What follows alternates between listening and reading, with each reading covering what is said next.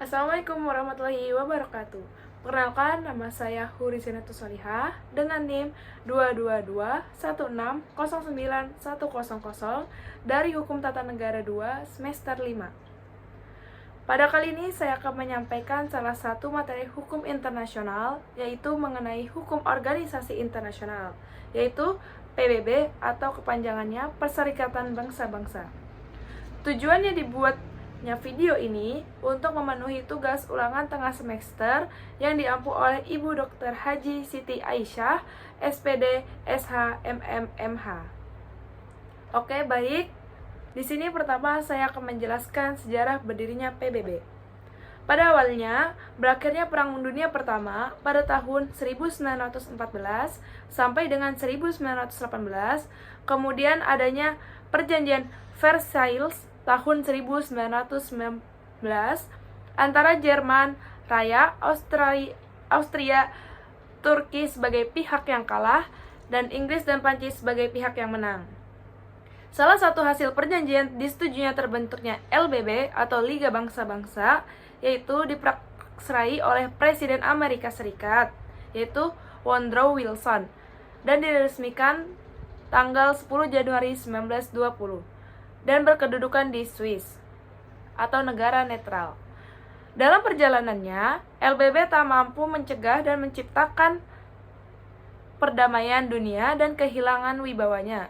Kemudian tanggal 1 September 1939 terjadinya pecah perang dunia kedua, ditandai dengan penyerbuan Jerman atas Polandia di bawah kekuasaan Nazi pimpinan Adolf Hitler, dan muncul kekuasaan fasis Mussolini, serta Jepang menyerang Pearl Harbor, menghasilkan deklarasi tentang kebebasan, kemerdekaan, dan perdamaian dunia atau Piagam Atlantik, merupakan dasar-dasar pembentukan organisasi internasional PBB.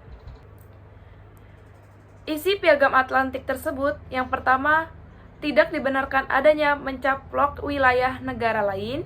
Yang kedua, pengaturan sebuah wilayah harus disesuaikan dengan keinginan masyarakat setempat.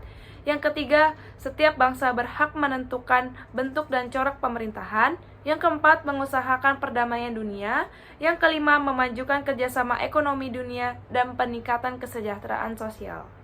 Selanjutnya, tujuan dari PBB. Yang pertama, mempertahankan perdamaian dan keamanan internasional. Yang kedua, mempererat hubungan persahabatan internasional, di mana berdasarkan atas persamaan hak untuk menentukan nasib sendiri pada tiap-tiap bangsa. Yang ketiga, mengadakan kerjasama internasional untuk memecahkan masalah-masalah di lapangan ekonomi, sosial, budaya, serta kebebasan-kebebasan tanpa memandang ras, jenis kelamin, bahasa, dan agama.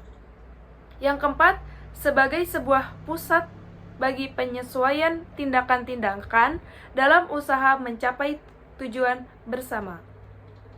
Selanjutnya, peran PBB bagi dunia internasional.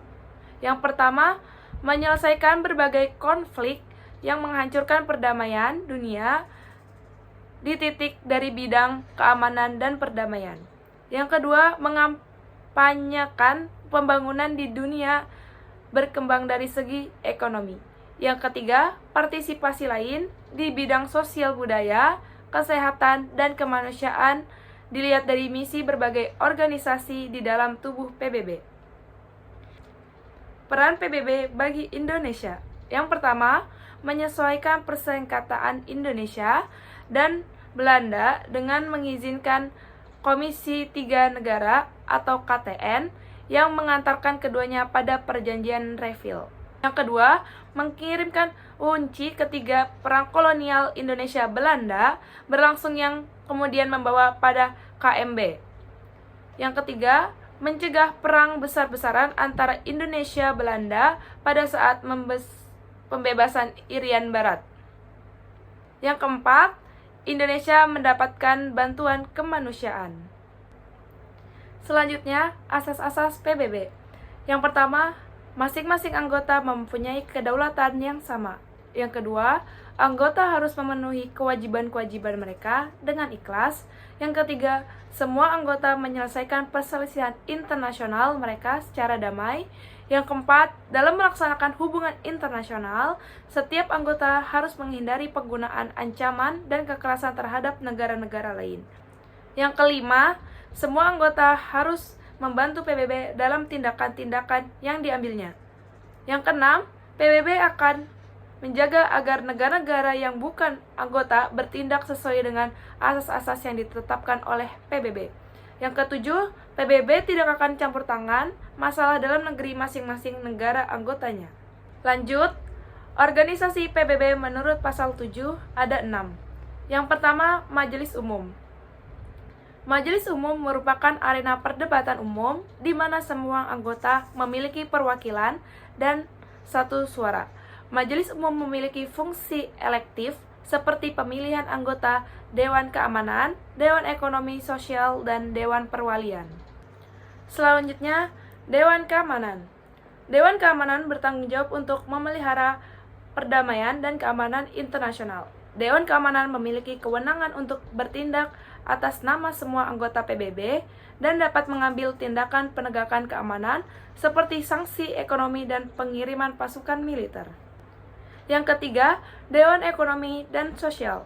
Menangani isu-isu ekonomi dan sosial internasional, ICOSOC memiliki tujuan untuk mempromosikan standar hidup yang lebih tinggi, mengidentifikasi solusi untuk masalah ekonomi dan sosial, dan mendorong penghormatan terhadap hak asasi manusia. Dewan Ekonomi dan Sosial memiliki badan-badan khusus seperti FAO, WHO, ILO, IMF, UNICEF, dan lain-lain. Yang keempat, Dewan Perwalian. Dewan Perwalian memberikan pengawasan internasional terhadap wilayah perwalian yang ditempatkan di bawah administrasi negara anggota. Dewan Perwalian bertanggung jawab untuk mempersiapkan wilayah-wilayah tersebut menuju kemerdekaan. Yang kelima, Mahkamah Internasional. Merupakan pengadilan utama PBB yang bertugas menetapkan tindakan sesuai dengan hukum internasional dan menangani kasus-kasus yang berkaitan dengan sengketa antar negara.